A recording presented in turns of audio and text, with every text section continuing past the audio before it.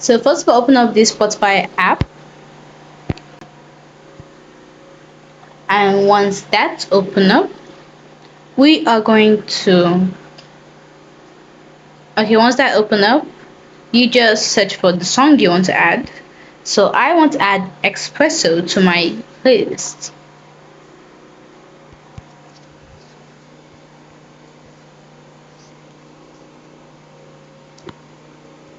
So I just see the song and I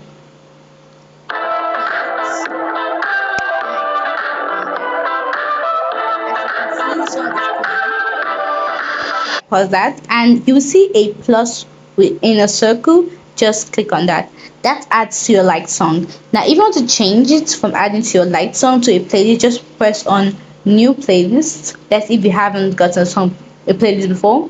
They can write anything as your playlist. I'm going to write my jam